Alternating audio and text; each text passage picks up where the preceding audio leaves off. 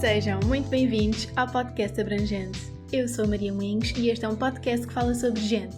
Terá como foco o desenvolvimento pessoal através de conversas descontraídas e partilha das minhas reflexões pessoais. É um podcast onde temas como alimentação saudável, terapias, formas de vida alternativas e exemplos de superação terão destaque. Este podcast não pretende apenas dar voz a várias formas de estar e de pensar, mas sim promover uma reflexão sobre como diariamente nos relacionamos uns com os outros e com a vida. Esperem um episódio novo quinzenalmente. Tiago Matos é um ativista pela justiça climática e criador de conteúdos sobre sustentabilidade e impacto social. Contribui para a mudança dos hábitos insustentáveis de consumo e cria consciência coletiva para as questões feministas e transição justa. Criou o projeto Green Tribe em 2020, contando já com um clã que ultrapassa os 9.000 seguidores.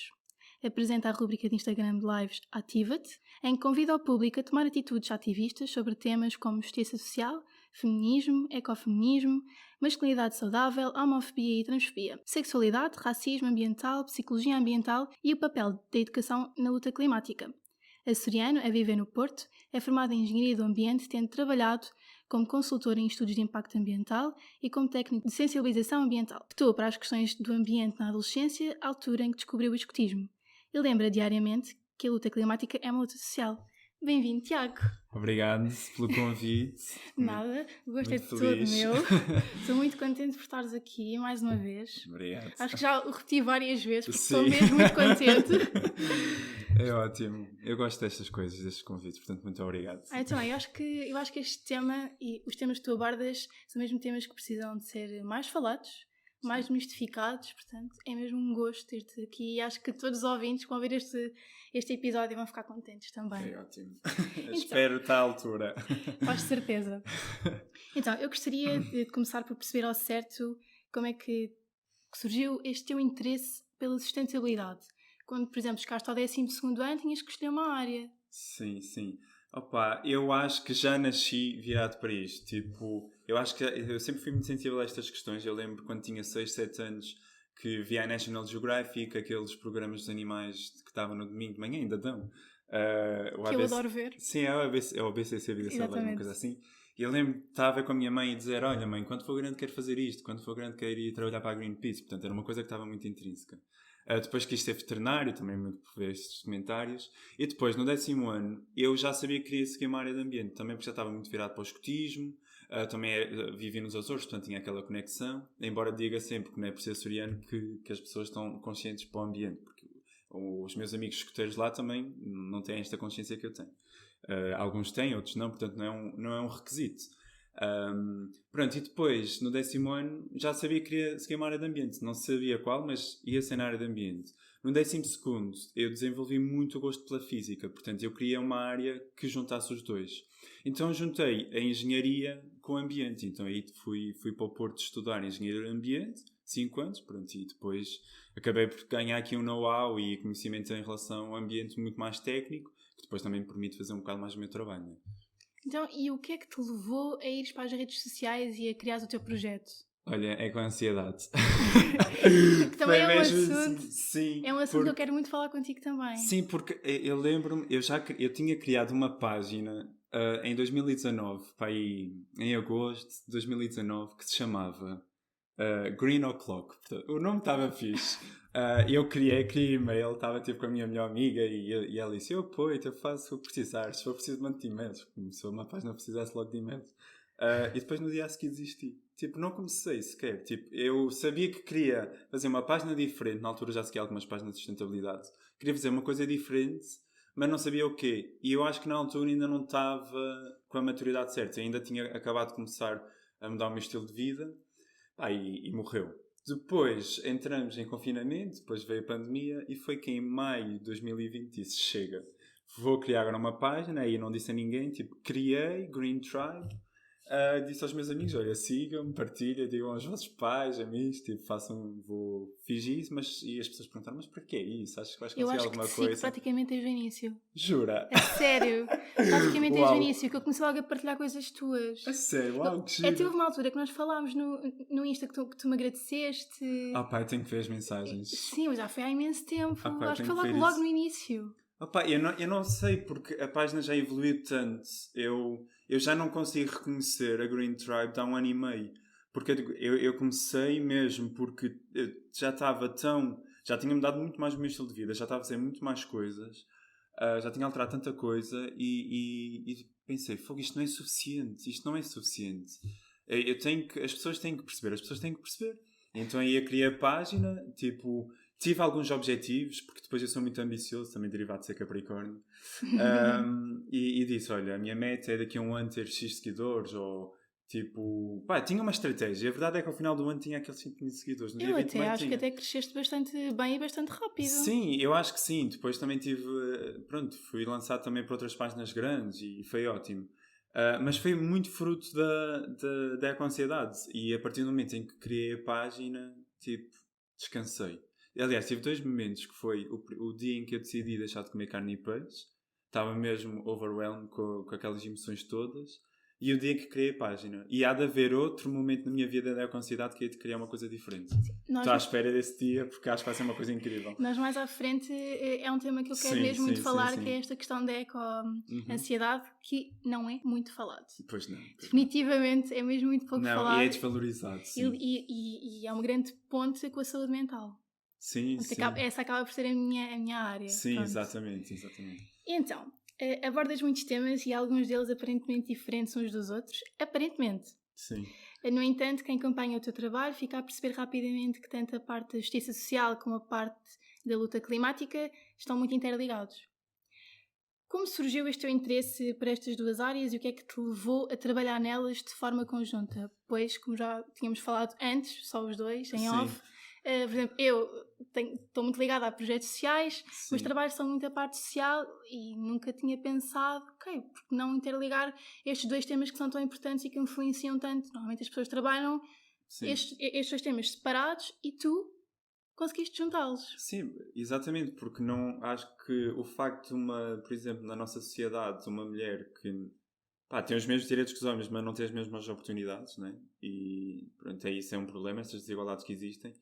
E isso é uma afetação no ambiente. E eu comecei a perceber isto quando estava... Porque eu leio muitos artigos, eu detesto ler livros, mas eu leio muitos artigos e eu deparei-me com um termo que era o ecofeminismo.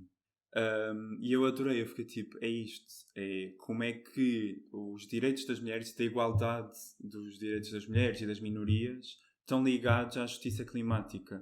Através da política, através da representação, através de medidas que protejam estas minorias. E eu lembro na altura comecei a fazer um post, mas achei que aquilo estava confuso, eu próprio estava confuso com o termo. E depois comecei a seguir mais e mais o trabalho da Joana Guerra Tadeu. Para mim sempre foi uma ecofeminista, ela não sabia. Eu lembro de uma vez que ela me disse: alguém conhece alguma ecofeminista? E eu disse: sim, tu. Mas sem dúvida para que mim, ela é. sim. Sim. E ela contou-me que nesse dia ela ficou tipo: uau, eu sou ecofeminista. E pronto, foi esse o impacto que tive na vida da Joana Guerra Tadeu. Mas ao acompanhar mais o trabalho dela, comecei a me identificar mais, porque ela fala muito da questão social. E depois também houve um foco muito grande, que foi... Isso depois também foi aí que eu quase a designei como ativista, foi nas presidenciais, que nós vimos aquela baboseira toda do André Ventura e nós vimos quase a nossa liberdade a ser condicionada. Sabemos, havia essa hipótese, não sabia se podia ser grandes chances, mas havia essa hipótese e eu comecei a perceber que isso ia condicionar muitas coisas, ia condicionar muitas desigualdades... e portanto comecei a ligar, comecei a ler mais artigos em relação a isso e depois para mim foi claro como a água. Conseguir relacionar o machismo, o patriarcado com a luta climática para mim foi muito claro, embora não seja fácil para as pessoas. E quando eu falo destes temas, eu digo sempre: leiam estes artigos, as fontes que eu costumo colocar, porque é um assunto que é preciso ser mastigado e é preciso ter a mente aberta para perceber. Sim, porque o que é que as emissões, uma empresa tem umas emissões, está a emitir, tem a ver com os direitos das mulheres? Claro que isso não é assim tão óbvio, tão linear. Isto é uma questão política. Mas foi essa altura, foi tipo novembro, quando eu comecei a ler, deparei-me com o ecofeminismo e com a Joana Guerra Tadeu, comecei a desenvolver este interesse. Ok, isso eu acho que é mesmo muito importante. Mesmo. Sim, eu acho que é fundamental. Eu acho que nós não conseguimos reverter as alterações climáticas sem termos uma sociedade igual. Porque nós precisamos de mais minorias no poder, nos governos políticos, porque estas pessoas vão defender os próprios interesses. e vão proteger os interesses dessas minorias. E então, estas minorias que estão mais suscetíveis de sofrer com as alterações climáticas e de se reerguerem numa caso de um catástrofe ambiental, têm que ser protegidas antes. Portanto, tem que haver políticas nesse sentido. É interessante estás agora a falar sobre minorias, porque era mesmo também o tema que eu queria abordar contigo a seguir. Porque tu disseste uma coisa, tu puseste uma frase no Instagram que me deixou a refletir muito, que é: negligenciar a crise climática é queimar os direitos humanos das pessoas que vivem em exclusão estrutural. Foi uma frase que me deixou mesmo pensativa. E é que eu estou muito orgulhoso dessa frase, digo-te já. Está excelente, está mesmo excelente. Eu gostava de perceber, ou seja, se nós continuarmos neste ritmo, a nível das alterações climáticas, e a não pensarmos à séria sobre isto, o que é que pode de facto acontecer a essas minorias? Incluindo também aos indígenas, às pessoas que são marginalizadas? Sim, basicamente vamos vendo aqui um cenário mais apocalíptico, mesmo em Portugal, e já temos casos em países em desenvolvimento e alguns países em África, que é, em Portugal nós entramos em stress hídrico. Temos muitas mulheres no interior que estão ligadas à agricultura e a este setor primário. Elas vão ser as primeiras a serem as mais afetadas, porque aquilo é o ganha-pão delas. Isto no caso das mulheres. E como elas estão a ser afetadas, elas também não têm as mesmas igualdades económicas com homem branco. Neste caso, um cis homem branco, hetero-branco. Que infelizmente é como é regida a nossa sociedade, é cis-heteronormativa. Ou seja, esta mulher vai ser completamente descartada e marginalizada porque não tem um sistema que apoie, não é? Nós vemos, por exemplo, mulheres em alguns países africanos que levam horas para ir buscar água e não têm acesso à educação nem a trabalho porque o trabalho delas é ir buscar água. Eu vi isso com os meus olhos a acontecer. Exatamente. E estás a perceber que se elas tivessem um empoderamento maior, podiam ter outras condições. Por exemplo, o facto de colocarmos furos de água e darmos água naquelas populações, elas podiam ter acesso à educação, podiam ter uma participação ativa na sociedade, lutar para os direitos das mulheres. E isso afeta as alterações climáticas, ou pelo menos afeta a forma como as alterações climáticas vão rebater nestas pessoas. Porque no caso de houver um sismo, uma catástrofe ambiental, os solos deixarem de produzir por causa do aumento da temperatura, estas pessoas vão ter maior capacidade económica para se reerguerem e sustentarem. Agora estás-me a fazer lembrar de uma situação. Eu, quando estive em Moçambique, eu estive na zona onde foi o ciclone, só que eu estive antes. Foi Sim. Na zona da Beira, mais Sim. centro, um bocado mais lá para cima, para o norte.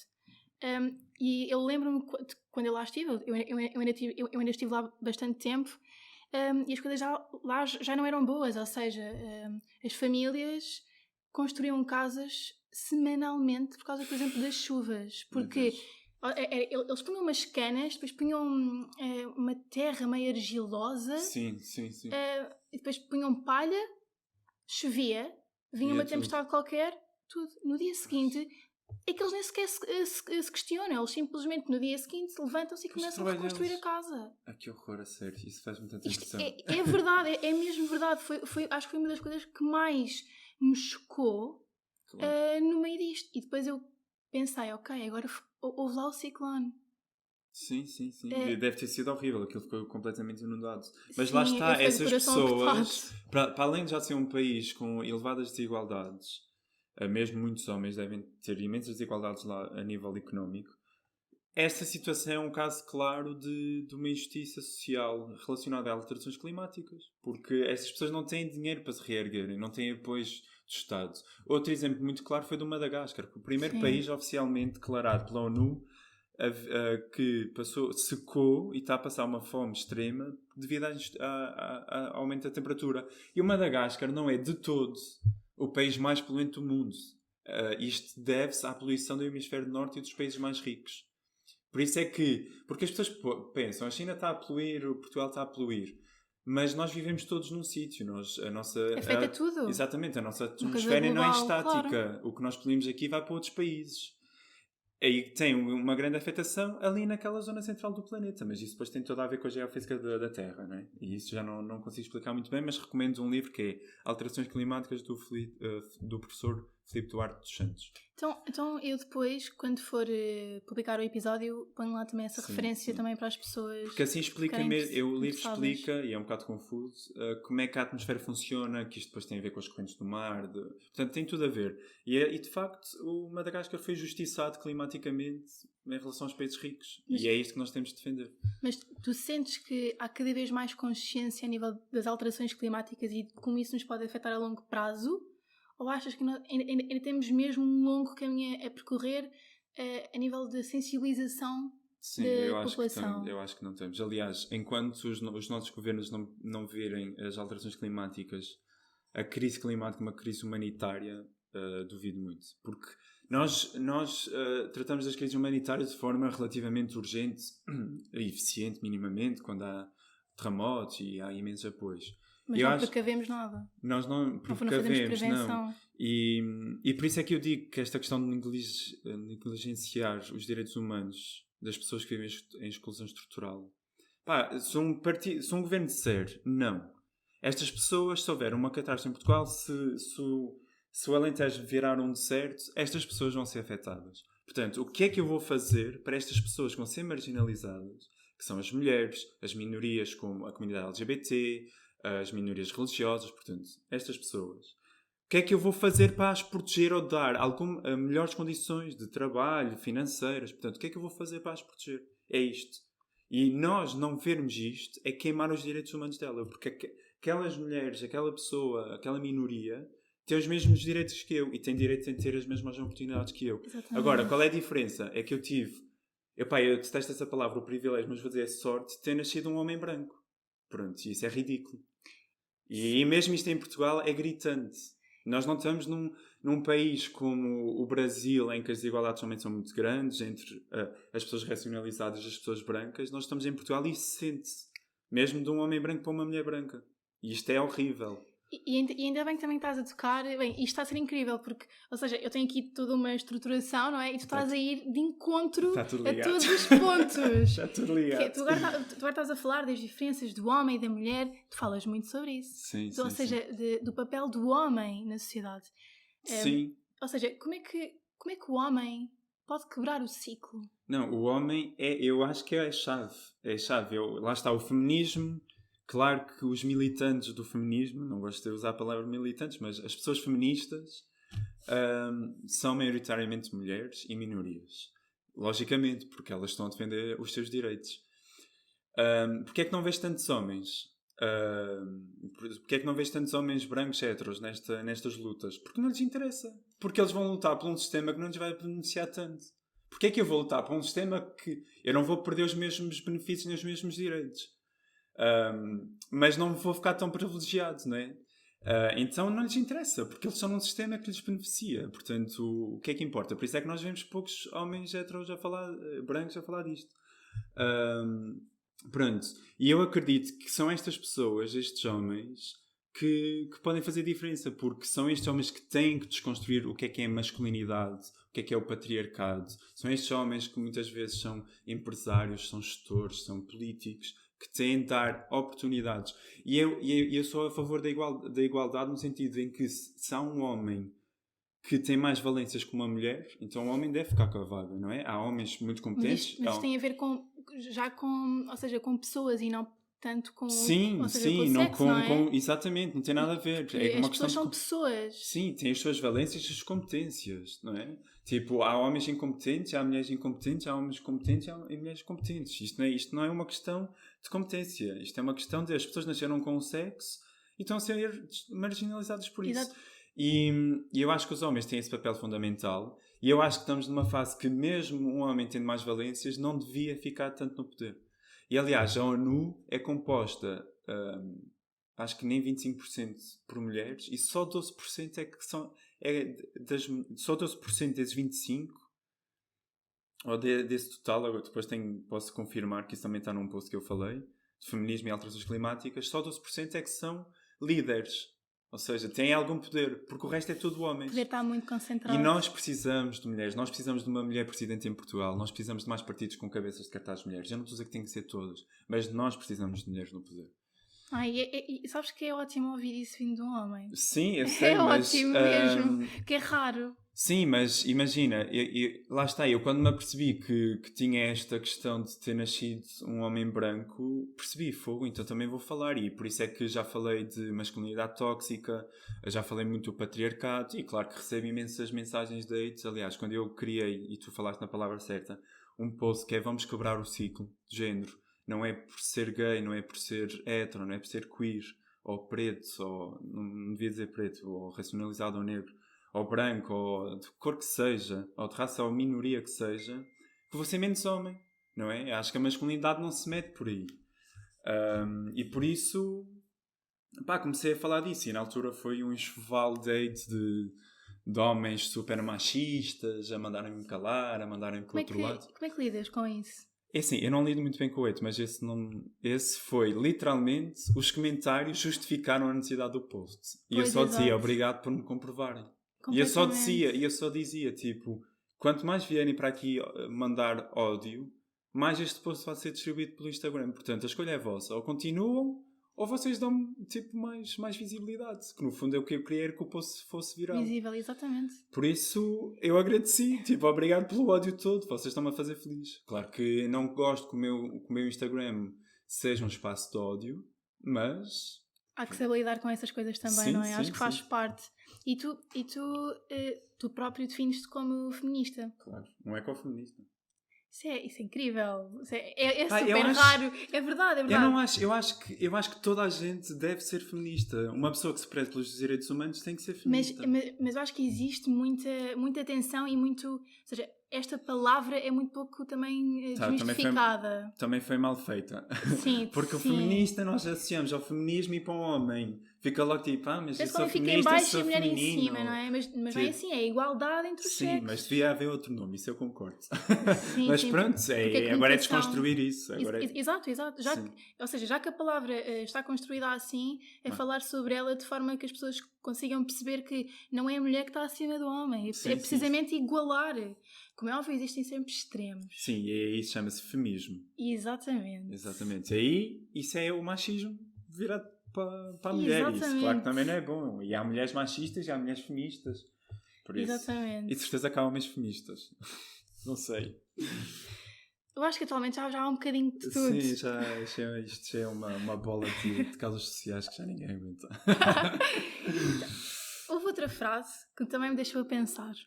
De facto, eu sou sem dúvida uma grande adepta e fã do teu trabalho, como já deu para perceber. Sim. Portanto, e tu, de facto, fazes certas frases que me deixam mesmo a refletir. Sim, o intuito é mesmo esse, felizmente. Pronto, também foi esse o intuito pelo qual também te convidei, porque acho que muitas pessoas também vão poder refletir. Sim. Que foi: não importa quão exaustos fiquemos, mas nós nunca seremos demasiado pequenos para provocar a mudança. Pois é, outra grande frase. Esta grande frase com escolheste as melhores. Sim. Sabes que eu escolhi as frases com as quais eu também me identifiquei. Sim. Mas isto foi uma mensagem de 100%. esperança. Porque foi numa altura que eu estava cansadíssimo. Estava exausto. Eu lembro-me de estar overwhelmed num dia de ver notícias. Eu disse, já não aguento mais isto. Eu já não aguento pensar que vou comer, porque eu sou vegetariano, tenho que pensar no animal ou no ambiente. Já estou cansado de ir comprar plástico e pensar que está-me a sentir culpado. Estou cansado de lutar pelas causas. Eu disse, estou cansado. E essa frase, nesse dia, tipo, foi mesmo... Eu já tinha feito, e depois este cansaço, esse foi mais tarde. E essa frase, para mim, foi aquela âncora, estás a ver? E acho que faz todo sentido. Eu inspiro-me por pessoas. Eu neste momento consigo dar um exemplo muito claro, que é o Andreas do The Trash Traveler. Não sei se também o acompanhas. Sim. Como é que ele, sozinho, claro que ele tem uma equipa, mas foi a ideia dele. Ele é maluco e é um bom maluco, eu adoro. É uma boa loucura. Sozinho ele dinamizou Portugal inteiro em relação à questão das beatas. Sozinho. Ele está exausto. Eu estive com ele 4 dias no Porto. E ele tinha começado há pouco tempo, há uma semana e tal. Ele estava exausto. Eu só pensei, não sei como é que este homem vai aguentar. Mas ele fez e criou uma revolução. E isto para mim é de género. Se eu tivesse por uma pessoa neste momento naquela frase, é o Andreas. Mas há muitas pessoas. Há muitos ativistas que fizeram grandes diferenças. E eu penso, pá, eu quero também ser essa pessoa que, por mais cansada que esteja, pá, que consegue fazer diferença. E eu sei que já fiz diferença. E é isso que é essa âncora. Eu sei que já provoquei diferença. Nem que seja em mim, eu já fiz essa diferença. Então essa frase para mim, pá, é de eleição quase. É a minha frase preferida. Pois, eu acho que é aquela que eu leio todos os dias de manhã, de género, bora. Mais um dia nesta luta. Muito, porque eu acho que uma grande parte das pessoas que estão ligadas a causas já se sentiram assim. Sim, exato. Eu própria, de género, mas pá, estou aqui a esforçar-me, estou aqui a dar tudo, de mim, mas onde é que isto me vai levar? Parece que está tudo na mesma. E pá, se calhar vai ficar. Só que, se calhar só daqui a uns anos é que o teu trabalho vai ser visto ou vai ter efeito. Só que ao mesmo tempo, eu, falando pelo menos a nível da minha experiência, eu já não consigo agir de forma diferente. Pois. Na verdade, é isso que me faz feliz. Sim, eu às vezes eu gostava de não saber tanto. Eu às vezes gostava de manter a ignorância. Às vezes isso é um problema saber demasiado. Sim, eu gostava de não saber das alterações climáticas ou saber, mas tipo, estava a cagar. Sim, ou tipo, estar-me tipo, ok, os direitos humanos, sim, mas e que vou-me importar com isso? Gostava de tirar 2 dias em que isso não estava na minha cabeça. Gostava, adorava viver nessa ingenuidade. Mas essa ingenuidade é perigosa. E por muito que nos faça feliz ser ingênuo nestas coisas, pá, é perigosa e não dá. Portanto, a partir do momento em se alguém ouvir isto, deixar de ficar indiferente, peço desculpa, mas vão viver isso o resto da vida. Sabes que... Portanto, devias fazer um disclaimer. Sim, não, mas é mesmo verdade. Eu ontem estava a falar com o meu namorado precisamente sobre isso. Porque fui sair, nós fomos ter com os amigos e... vi muitos sem-abrigo na rua. Isso é uma coisa... Sim. Toca-me, mexe comigo, fico a pensar nisso durante horas. Sempre. Sim. E eu depois começo a pensar, ok, isto afeta-me, mas ainda bem que afeta. Sim. Ainda bem que afeta, porque é isso que me faz fazer coisas diferentes e querer ajudar. Uma pessoa que não está incomodada não muda. Exato. Portanto, ou seja, é eu aprender a não tornar isto tóxico para mim. Sim, isso é difícil. Isso é difícil. É um desafio. Aliás, agora que falaste isso de te incomodar e querer, querer tipo provocar essa ansiedade, porque às vezes é preciso criar essa ansiedade. Eu lembro de ter feito um post que foi na altura das ondas de calor do Canadá, daquele derrame de petróleo, que estava o oceano a arder, sim, meu Deus, foi surreal. E o Madagascar, que eu fiquei de género, pá, se isto não acordar as pessoas, eu não sei. Então na altura fiz esse post a dizer tipo, qual é a mesma linha entre o teu conforto e a tua sobrevivência, porque tu vês isto a acontecer. Pá, eu sei que isto é muito condescendente o que eu vou dizer, é egoísta e eu não devo dizer isto, mas pá, o que é que falta para as pessoas fazerem alguma coisa? Tipo, é preciso, eu acho que às vezes é preciso ser egoísta. Pá, e eu percebo, porque as pessoas estão cá uma vez, vivem uma vida, não é? E querem aproveitar, não querem estar a lutar com estas coisas que acreditam que sozinha não fazem a diferença. Pá, mas isto está a acontecer, tu vais estar cá a viver isto, não é? Tipo, tu tens que fazer alguma coisa. Então aquele post, eu disse mesmo, este post é sensacionalista e é para ser. Porque se não vai ser pelas tuas emoções e pela forma como tu reages a isto, eu não sei o que é que vai ser. Porque eu acho que é isso que nos move. E sabes que há muita gente que é contra o sensacionalismo. E já tive muitas discussões com o pessoal também no Instagram por causa disto.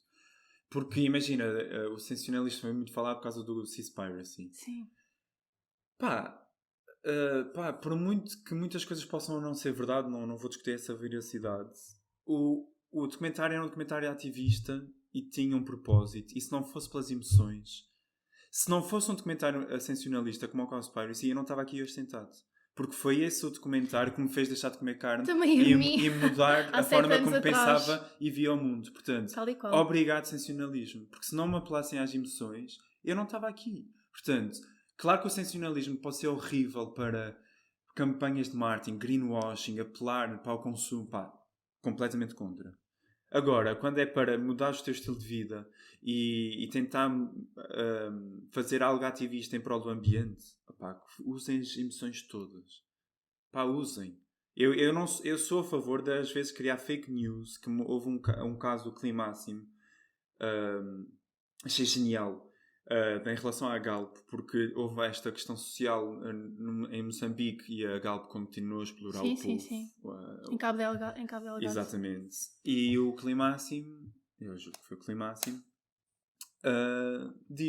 fez um disclaimer, tipo, fez uma notícia que saiu na internet e mudou as publicidades que tem às vezes nas paragens de autocarro a dizer Galp, tipo a dizer Galp, a dizer continuamos a explorar pessoas independentemente da crise social ou humanitária em Moçambique.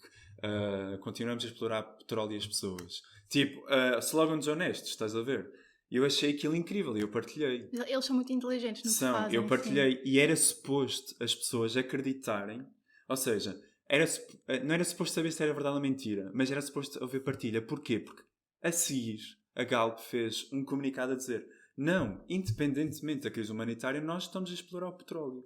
Já viste a imagem que fica para a Galp?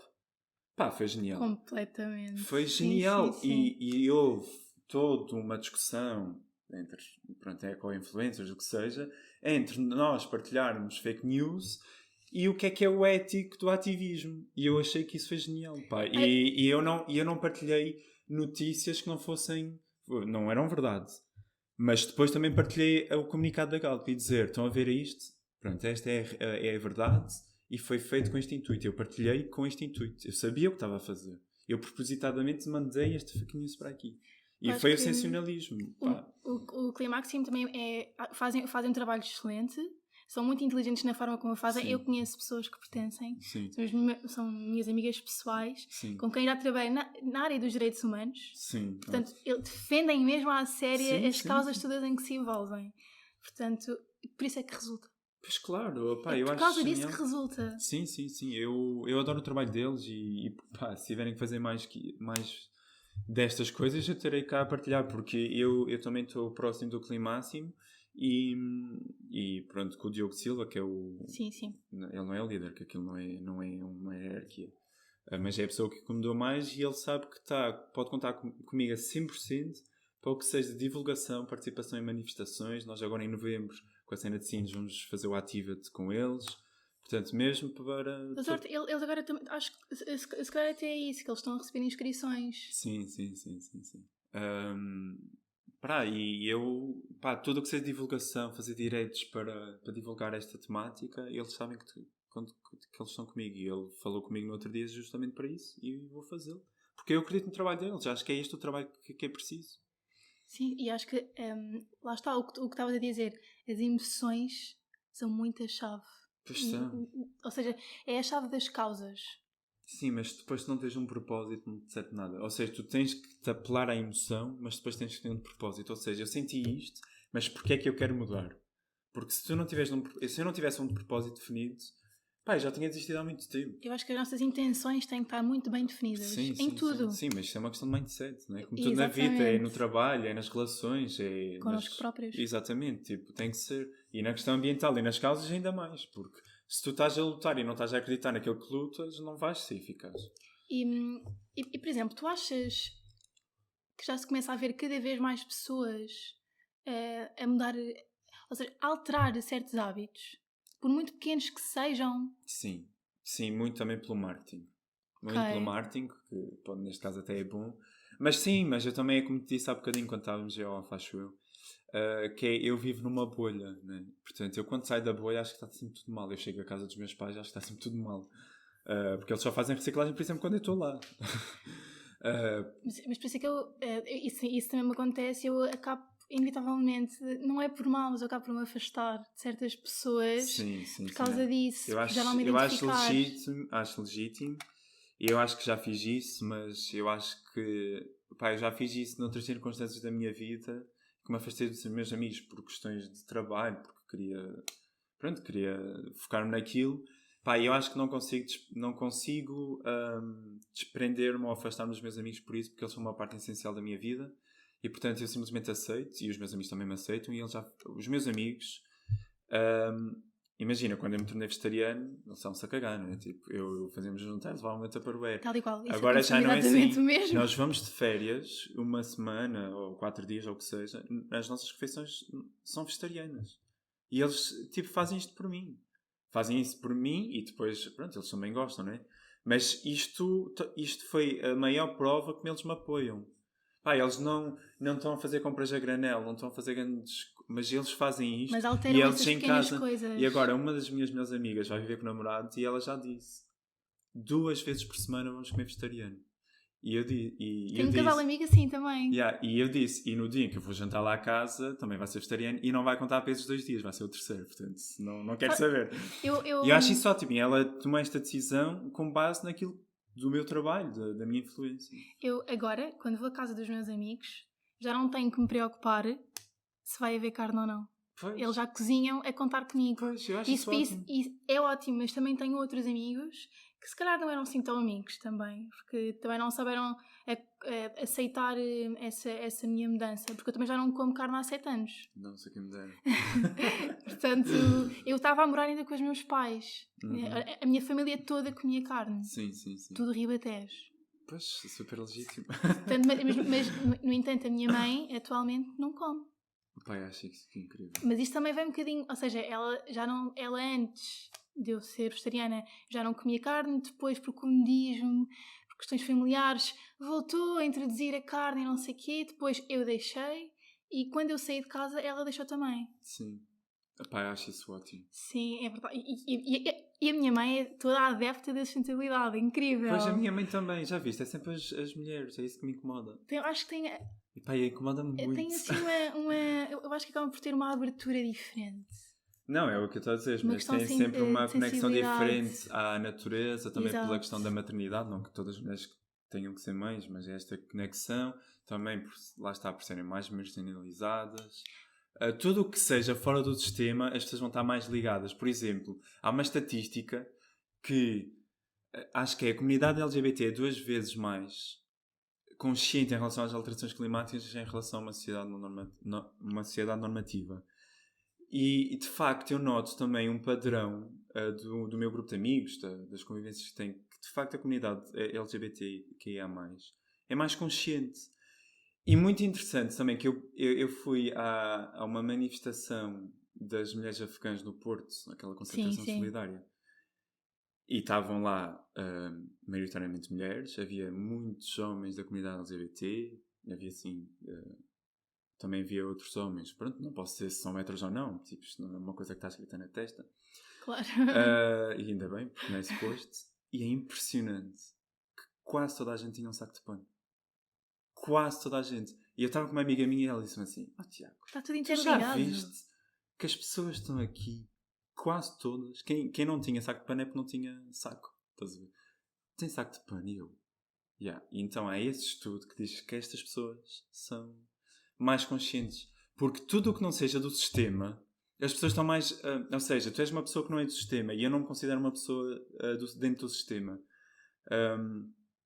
estão mais viradas para estas questões, porque as alterações climáticas não são uma preocupação sistémica, então as pessoas preocupam-se com isso. Só que isto também é mesmo com a consciência e com o mindset, como estavas a dizer, eu acho. Sim, de certa forma também é, mas eu acho super interessante como estas pessoas... eu vi uma coisa simples como um saco de pano. Porque as pessoas usam aquele saco de pano porque acham que é mais sustentável. Tipo, eu achei maravilhoso. Tipo, obviamente aquilo eram maioritariamente mulheres, mas havia muitos homens também. E, eu achei aquilo fenomenal. Mas, e agora estavas a falar em relação, ou seja, serem maioritariamente mulheres. Eu acho que as mulheres, em certos aspectos, acabam ainda por ter certos desafios mesmo dentro da sustentabilidade. E eu vejo isso por mim. Ou seja, eu vou querer ser mãe. Sim. E eu tenho a plena consciência que não quero estar a comprar fraldas, sei perfeitamente o que isso faz ao planeta, Sim. Sei que existem opções e já vou introduzindo à família do género, olha, quando eu começar a pensar, não é? Não quero brinquedos a toda a hora, se quiserem oferecer fraldas reutilizáveis, ou seja, aquelas fraldas Sim. reutilizáveis que dá Sim. para lavar. Sim. E muitos dos comentários que eu vou ouvindo mas isso está imenso trabalho. E eu só penso, mas eu não quero saber do trabalho que dá. Os nossos avós criaram os nossos pais. Exatamente. Assim, eu não quero saber do trabalho que dá. Eu quero saber que eu tenho uma opção que não é só melhor para mim, é melhor também para o planeta. Sim, eu concordo. Eu também já digo isso. Mas isto é um desafio. Pois é, e eu... A questão das roupinhas, oferecer 1000 roupinhas, oferecer Sim, porque isso é um problema. Eu tenho uma brinquedos. sobrinha com 1 ano e meio e eu vejo, pronto, os meus pais oferecem imensa coisa, imensa roupa. Ela tem tanta roupa que eu acho que eu não percebo. E eu, pá, eu não sei se vou ser pai, tipo, também se for, tipo, daqui a 10 anos. Mas se for, e a minha mãe, claro, os pais fazem sempre aquela pressão nada ética de quando é, então o meu pai faz imensa pressão. Quando é que vais ser pai? Não sei o quê. Disseste que aos 27 já ias ser. Tipo, olha, o problema é teu, eu estou muito bem assim. A criar expectativas diferentes. Pronto, que isto depois é uma questão de expectativas. Uhum. E eu disse à minha mãe, ai de ti, que me ofereças o que quer que seja aos meus filhos, porque eu vou ter que aprovar. Ou seja, tu não vais comprar sem a minha aprovação. E existem lojas, por exemplo, a Kito Kids. Sim, é imenso. Comprar em segunda mão. A minha roupa é quase toda comprada em segunda mão. Provavelmente vou pegar em coisas... Olha, se calhar a roupa da filha da Joana Guerra Tadeu, da minha sobrinha. Exatamente. Tipo, eu não vou precisar. Eu nem sequer quero uma banheira. Eu vou levar a minha filha. Existem eu digo filha porque a opções. agulha diz que é filha. É o teste da agulha. Vai ser lavada no alguidar. Ou, tipo, a mim é o mais minimalista. Eu vejo a minha irmã. Ela tem tanta porcaria e a tralha faz-me tanto mal que eu disse, eu não quero isto para mim. Não quero. Uma casa muito cheia, para mim, faz-me ficar pouco clara. Sim, não sei se faz sentido tipo, o que eu estou a dizer. Tu sentes-te... Sufocada. Epá, eu também falei nisto há pouco tempo no Instagram, que eu disse, eu preciso me destralhar. Eu já tenho coisas há muito tempo, coisas que eu não uso e vou destralhar de forma consciente, mas eu vou-me faço destralhar. isso muitas vezes. E agora vou mudar agora para Lisboa e ainda bem que comecei. Vou ter que tomar algumas decisões, mas eu já comecei, porque eu olhava, o meu quarto não tem quase nada, mas eu olho para o meu quarto e disse, tem demasiadas coisas, não pode, eu tenho que ter aqui qualquer coisa, não sei, tipo uma moldura, não quero esta moldura. Eu em casa sou assim, e eu também gosto muito de aproveitar coisas. Nós, quando mudámos de casa, nós aproveitámos muitos móveis. Sim. E tive muita sorte que, por exemplo, a mãe do João, que é o meu namorado, tem muito jeito para estas coisas, ou seja, para reaproveitar as coisas. Ou seja, nós não precisamos de comprar móveis. Sim, acho que... Ela pintou, mudou os puxadores, ou seja, pôs as coisas ao nosso gosto. Sim. Mas incrível. A minha casa é toda em segunda mão. A única coisa que é em primeira mão é o meu forno. E foi porque eu, de facto, não encontrei nada que gostasse em segunda mão, porque também acontece. E como era uma coisa que gastava também muito, pronto, decidi investir numa coisa com eficiência. De resto, frigorífico, placa, mesas, cama, colchão, tudo que possas imaginar foi em segunda mão e a decoração está como eu queria, tipo coisas do IKEA em segunda mão, tudo. Até porque existem coisas que ou seja, pequenos danos em que o preço é muito mais baixo e que depois sabe-se lá para onde é que aquilo vai parar depois. Porque acho também é importante nós pensarmos também nestes nichozinhos, que é coisas que ninguém quer. São novas, mas ninguém quer porque têm defeitos. Há certas lojas que eu frequento que têm mesmo a secção ou seja, mesmo dos defeitos. Está descozido. Sim, eu tenho uns sapatos assim, eram 70 euros, que paguei 25, barato, a diferença era a cor da borracha da sola era um bocadinho diferente de um lado do outro. Eu mandei um e-mail a perguntar qual é a diferença deste produto, qual é o defeito. E ele é a sola. E eu fiquei, mas a sola está direita. Tenho bastante roupa assim também. E eu não reparei, tipo, olha, e os sapatos duram imenso, são de sapato verde, são de algodão orgânico, materiais reciclados, pronto, incrível. Ou seja, o que é que achas que as pessoas, agora que nos estão a ouvir e que gostavam de enverdar para um caminho mais sustentável, podem começar a fazer? Por exemplo, isto de comprar em segunda mão é uma coisa muito simples. Sim, mas que é um estigma muito grande.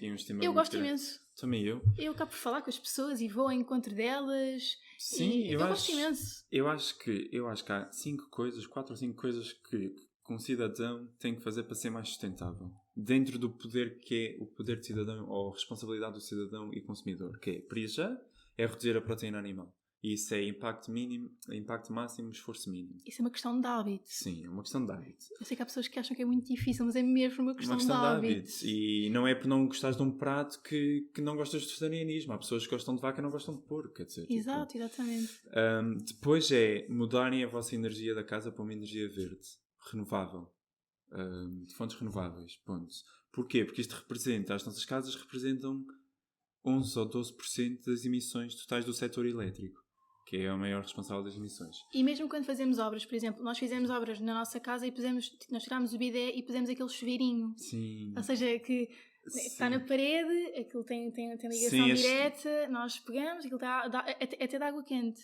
Ai, que top. Quer dizer, eu gosto de água fria, mas pronto. Não sei, mas percebo que a água quente é que dá água quente a água fria. Nós também vamos precisar mais água fria, não? Em vez de estar à espera, é muito mais prático. Mesmo, por exemplo, mesmo a nível de questões menstruais. Sim. Já tive muito feedback de mulheres, porque se calhar para as necessidades não usam o chuveirinho, mas para a menstruação usam imenso. Sim, é ótimo. Mas também já tive feedback muito bom de homens que disseram que o chuveirinho mudou a vida deles. Pois. E é um assunto que eu gosto de tocar no Instagram, porque eu sei que incomoda muitos homens falar de lavar o rabinho, desculpem. Porque parece que a nossa higiene, ou seja, nós lavarmos, é uma questão relacionada com a homossexualidade. Ai, não tem nada a ver. Mas é não, tipo de género, mas estás a lavar o teu rabo, tipo... que cena boa é homossexual, mas fica tipo, mas tu não te lavas no duche? Não é? Tipo, tu andas sujo, tipo, isso é nojento. Eu acho que é apenas um método diferente. Isto é um ego tão frágil do homem, tipo, para o facto de dizer, tipo, nada toca aqui. Estás a ver? Tipo, é tão frágil. Estamos a falar da tua higiene. Mas é que é uma coisa muito simples. Então, este chuveirinho, e isto também o portátil. Sim, que eu aconselho mais esse que qualquer outro, sim. Pronto. Até porque dá para transportar. Este que eu tenho está em casa. Mas, por exemplo, para quem tem crianças, isto é muito bom. Pois é. É ótimo. Sim. Eu vejo, quando tenho crianças em casa, aquilo é uma maravilha. Até mesmo para tirar a areia quando se vem da praia. Pois é. São coisas que... Olha, já usei o meu bidé portátil para descongelar o frigorífico. Por isso, sei acho que o é mais difícil. É usar a imaginação. Aquilo tem imenso jeito. Mas pronto, lá está. A parte da proteína animal, a energia renovável, desperdício alimentar, reduzir, muito importante. Que, nós vemos que a comida é uma coisa natural e nós não associamos a comida a alterações climáticas. A comida vai para o aterro, a comida não é degradada de forma... aeróbia, ou seja, com oxigênio, portanto ela vai produzir metano, que é um gás efeito estufa muito mais poderoso que o CO2, 26 vezes mais. Portanto, a nível potencial de aquecimento global é muito pior. E a comida que nós pomos no lixo contribui para isso. Portanto, temos que pôr menos comida no lixo. E aproveitar cascas, tudo o que seja, e lá está aqui entrar a compostagem. E depois nós temos que ser cidadãos ativos, ou seja, temos uma cidadania participativa e ativa, e consumidores ativistas, ou seja, dentro das nossas capacidades económicas, votar com a nossa carteira. E nós votamos com a nossa carteira, mas lá está, este voto não é como o voto de cidadão, que é igual para todos. O voto da carteira é um voto desigual, ou seja, eu tenho mais possibilidade de votar com a minha carteira que outra pessoa, e há outra pessoa que tem mais poder para votar com a carteira que eu, porque há produtos que são menos acessíveis que eu posso ter e outra pessoa pode não ter. Pronto, mas dentro disto eu posso fazê-lo. E também consumir de forma consciente, ou seja, perceber efetivamente o que é que eu quero comprar, o que eu preciso de comprar e o que é que eu não preciso. Mas acho que comprar a granel ajuda muito em relação a isso. E ajuda também na parte do desperdício alimentar. Sim. E lá está, nós o facto de estarmos a comprar a granel também estamos a apoiar isto. Ou seja, esta não é nova moda de compra, porque sempre se comprou a granel. Agora é que o plástico, as embalagens vieram simplificar a vida, não vou mentir. Porque o plástico e os descartáveis emancipou muitas mulheres também. Tipo, as fraldas descartáveis emanciparam muitas mulheres. Elas começaram a ter mais tempo para elas. Tipo, foi ótimo ter acontecido. Agora já está na altura de recuarmos, não é? É verdade, sim. Eu agora tenho que fazer um disclaimer. Emancipou muitas mulheres. Eu não estou a dizer que a responsabilidade das fraldas são das mulheres. Eu estou a dizer que antigamente havia mais esta cena do cuidado das mulheres em relação aos filhos. Hoje em dia já não é assim. E acho que as licenças paternais já estão melhores. Sim. Agora já facto, é possível até... fazer metade, que é o que faz sentido a nível de direitos. O pai até pode pedir para ser ele a fazer o tempo todo. Sim, eu acho que é importante nós termos esta escolha, porque eu percebo que se calhar a mulher possa querer ter mais por uma questão da amamentação, mas acho que é importante o pai ter, ou os pais, ou as mães, terem os mesmos direitos em relação à licença paternidade. Exatamente. Ok que a mulher vai ter a questão muito física, muito emocional da criação da filha, mas o pai vai ter que apoiar, ou o companheiro ou a companheira vai ter que acompanhar e ajudar neste processo novo, né, que é a maternidade. Portanto, os descartáveis e as embalagens vieram mesmo ajudar muita gente, mas já está na altura. Já percebemos que não é este o caminho e que temos que voltar para trás, para os hábitos antigos dos nossos avós. Portanto, esse é o caminho novamente. É até mesmo, por exemplo, uma questão de medicina.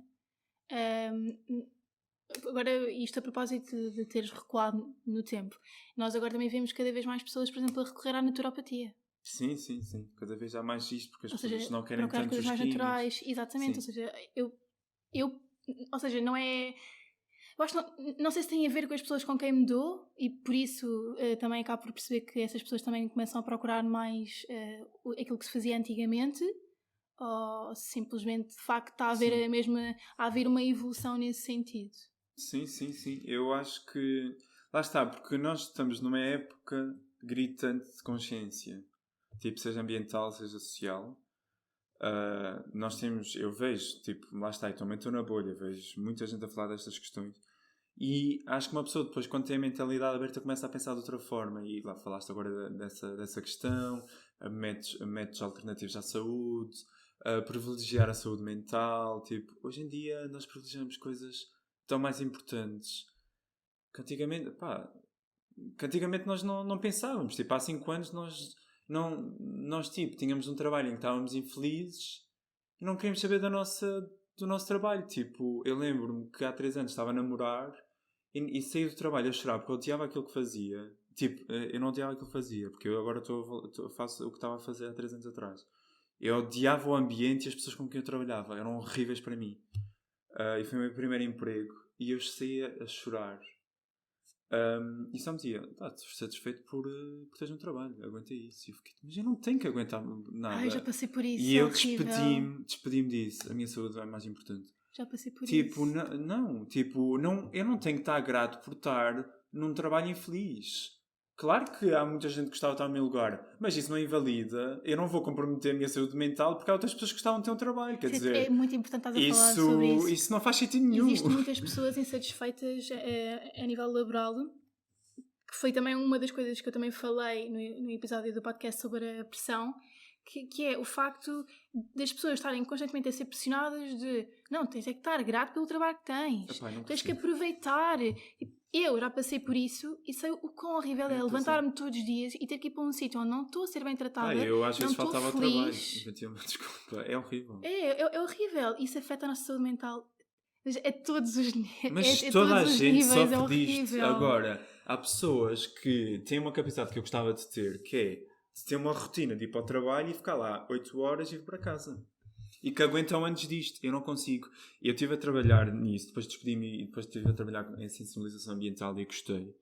E depois tive um ano parado. Um ano parado de trabalho para outros. Estive só... Eu até ao início deste mês estive só a apostar na minha página do meu ativismo, nas formações e nas palestras, nos workshops. Porque eu gosto de mandar no meu tempo. E eu adoro. Agora... neste caso surgiu uma proposta ótima, cá em Lisboa, e eu pensei, fogo, eu já queria vir para Lisboa, é um trabalho que eu gosto, e sobretudo, eu vou ter flexibilidade no meu horário. Ou seja, eu não vou ter uma rotina que tenho que sair de casa cedo para sair tarde. Vou ter um regime super misto, vou ter autonomia, e eu disse, pronto, eu isto tolero uns anos. Mas para mim, para a minha saúde mental, eu tenho que ter algo próprio. E não aguento. Há pessoas que aguentam viver felizes assim e porque acham que não têm outra alternativa. Eu posso estar muito injusto a dizer, olha, mudem. É um bocado egoísta dizer isso. A criatividade fica limitada. Pois fica. Tu ficas... eu tenho casos muito próximos de pessoas que odeiam o que fazem e que, tipo, qual é a alternativa? Tenho que arranjar um trabalho. Mas, tia, despede-te uns meses. Foi a melhor coisa que fiz. Este último ano, embora tenha sido um ano... que eu estive envolvido em um ambiente muito tóxico, de muita ansiedade, estou muito grato por ter construído o meu tempo, o meu projeto, ter feito aquilo que queria, quando queria, como queria, e agora estou numa fase da minha vida em que tudo o que eu manifestei tenho. E eu ainda ontem estava a falar disto, que é, eu não consigo estar feliz por mim. Porque eu já tive tanto tempo mal que já não consigo estar feliz, né? Uma pessoa já está à espera da cacetada. E eu acho que é importante nós priorizarmos a saúde mental, sobretudo porque há bocadinho estavas a falar da eco-ansiedade. Exatamente, eu queria falar também sobre isso. Deixa-me um mote, porque senão eu não, mas eu queria mesmo falar sobre isso, que é o que é com ansiedade. E é assim, acho que é uma coisa que se calhar muitas das pessoas que estão agora a ouvir nem sequer sabiam que isto existia. Portanto, a eco-ansiedade basicamente é um distúrbio de ansiedade associado às alterações climáticas, ou seja, tu ficas ansioso, tu ficas com distúrbio por veres o mundo, do clima a mudar, espécies a desaparecer, florestas a arderem, cheias, portanto, tudo o que esteja envolvendo as temperaturas a subir, e tu ficas ansioso, ou seja... A mim apetece-me chorar. Eu já chorei tantas vezes que é do género... E depois tu sentes um grande sentimento de impotência. E é horrível. E eu senti isto a minha vida toda. Eu só descobri o que é que era eco-ansiedade há 2, 3 anos. Eu achava que era o único. Porque assim, mas porquê é que eu sinto isto e mais ninguém sente? Imagina o que é um adolescente, tipo, vê uma notícia e começar a chorar e diz: mas porquê é que ninguém cá em casa está a chorar com isto? Tipo, porquê? Porquê é que ninguém se preocupa? E eu quando entrei no Instagram e vi tanta gente, não só eco-influencers, como as comunidades destas pessoas, tanta gente, eu fiquei, eu não sou o único, estou tão bem, que bom. E isso é ótimo para não ser com ansiedade. Portanto, isto acaba por ser uma ansiedade, é uma forma de ansiedade que nós temos.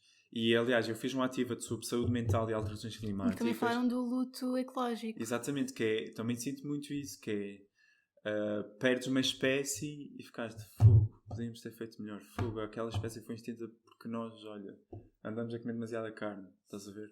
Ou porque queríamos um marfim de nem sei quê. Tipo, isto é luto ecológico. Eu acho que já senti luto ecológico com os jardins com o Pinhal de Leiria, que é uma herança gigante que nós temos, plantado por Dom Dinis e ardeu 90%. E eu fiz luto disso, porque eu fiquei tipo, como é que é possível? Às vezes é com a Amazónia, eu fico com o coração apertadinho, apertadinho mesmo. Horrível mesmo. É horrível. Uma coisa... e acho que isso já é um extremo da eco-ansiedade, que é tu perdeste aquilo. Estás a ver? Sim, acho que são... E ainda bem que nós estamos a falar sobre isto.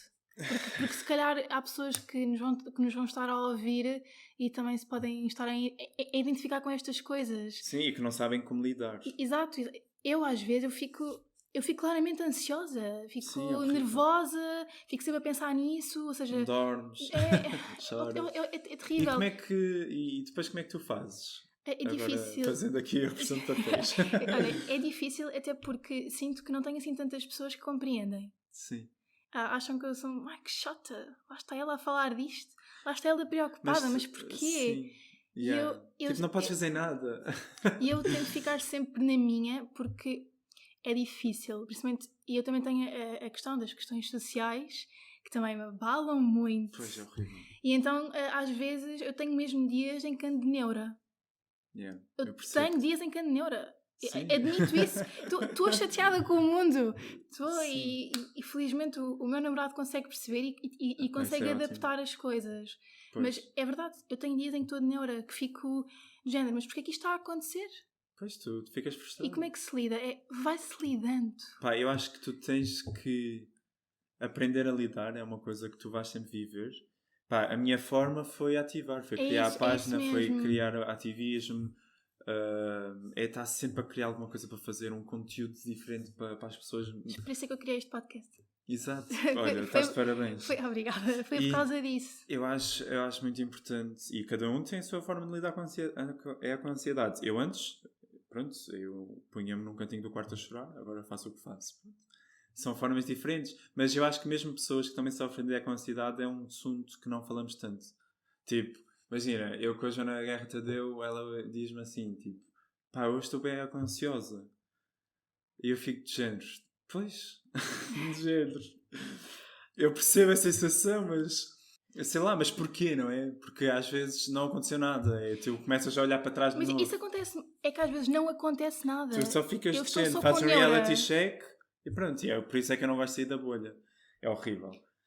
Mas eu acho que as pessoas têm que arranjar um mecanismo para lidar com isso. Tipo, ou chorar. Mas eu acho que também é muito importante fazer como tu fazes.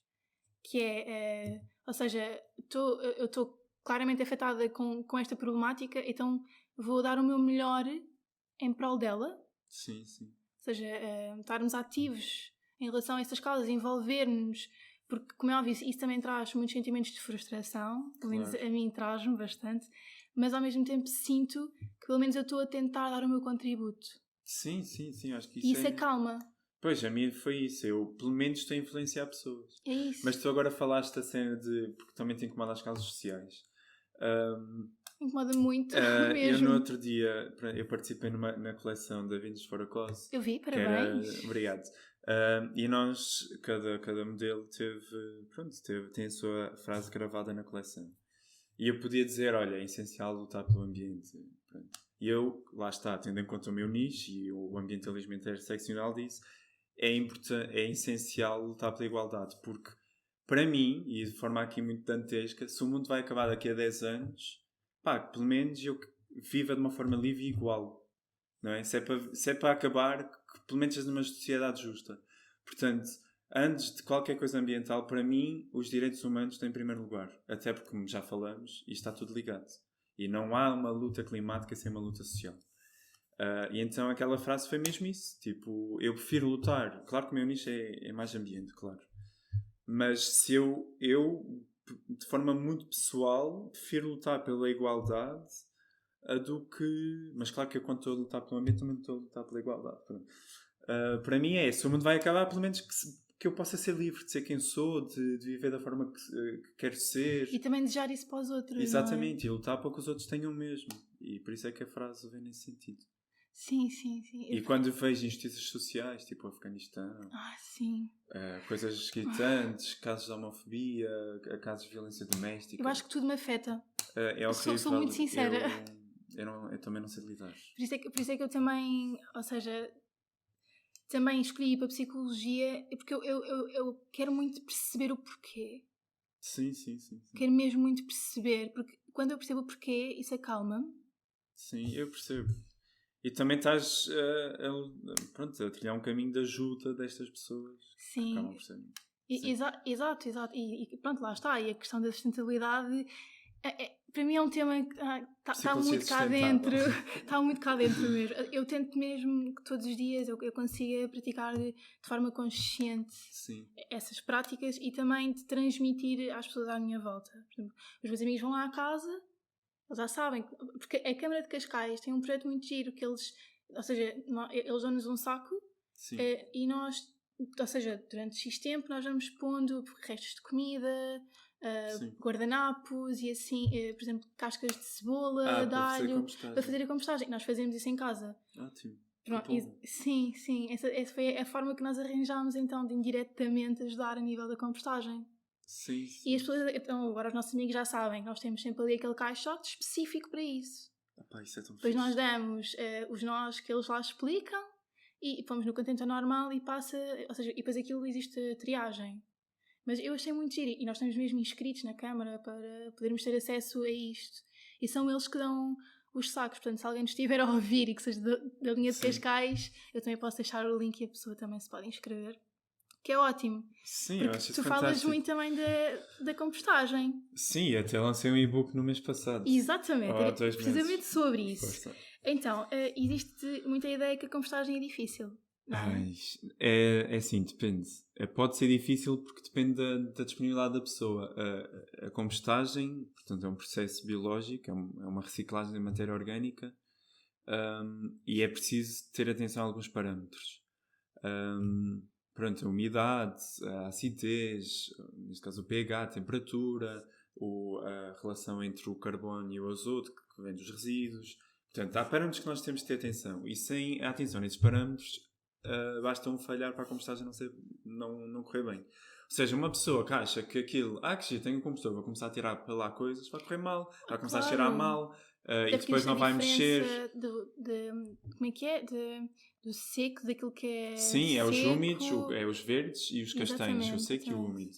Ou seja, tipo, se a pessoa acha que a compostagem é só colocar para lá os resíduos e não faz mais nada, então vai correr mal e depois desiste e diz que a compostagem é uma porcaria e que não resulta e que cheira mal e por isso é que esse é um dos maiores mitos, é que cheira mal. Agora, se a pessoa faz, tipo, cascas, tipo os verdes, depois põe os castanhos por cima, depois põe os verdes, depois põe os castanhos por cima e uma vez por semana mexe tudo, é meio caminho andado, porque depois é só perceberes, mais ou menos sempre a umidade, porque a umidade vai estar super controlada pelas camadas. Ou seja, tu pões uma de verdes, duas de castanho, uma de verdes, duas de castanho. E tu tens um e-book que explica isso tudo. Sim, e por isso... E continua disponível esse e-book, é isso? Sim, está no link da minha bio e não tem só esta compostagem, tem 4 tipos de compostagem, que é a termofílica, que é aquela tradicional que nós vemos em cima aqueles bidões grandes, sabes? Sim, sim, tipo das câmaras. Tem a vermicompostagem, a bokashi e a takakura. E essas 3 podem ser feitas em apartamentos dentro de casa, portanto. O e-book é mesmo como compostar dentro de casa e é apartamento. Ok, para isso é bom então, para quem estiver eventualmente a ouvir e quiser... Exato, e tem lá também, quem quiser um compostor, tem lá uma lista de todas as câmaras que fornecem. Pá, está bastante completo. Para não querendo vender muito. Sim, não, mas é ótimo. Assim também é importante que as pessoas saibam onde ir procurar. Sim. Saibam onde ir procurar a informação certa. Certo. Esse também é outro... Esse é outro problema. Exato. Então, agora para terminar, eu tenho uma pergunta para ti, que é... Força. Qual é que é o teu lema de vida? Ou seja, quais é que são os princípios pelos quais tu te reges? Opa, eu agora queria dizer uma frase mas não vai sair. Pá, os meus princípios acho que acho que é nítido, é a luta pela igualdade e pelo ambiente. Mas o meu lema, nem sei, isto define uma pessoa ansiosa é complicado. Pá, eu não sei, eu acho que... integridade. Acho que as pessoas têm que ser íntegras. Sem integridade, sem propósito, sem honestidade, nós não somos ninguém e não lutamos por nada. E uma coisa que o meu pai me ensinou é: se tu não és humilde e íntegro, não tens mais nada. Tipo, não tens mais valores. E isso é uma coisa que eu sempre levei comigo. E eu sei que sou humilde e íntegro naquilo que acredito e levo os meus valores, tipo... se há um dia que eu quebrei, eu não vou dormir naquela noite. Eu acho que é importante nós sermos íntegros. Ok, muito obrigada. Gostei muito. Também gostei, a conversa foi fixe. Muito obrigada.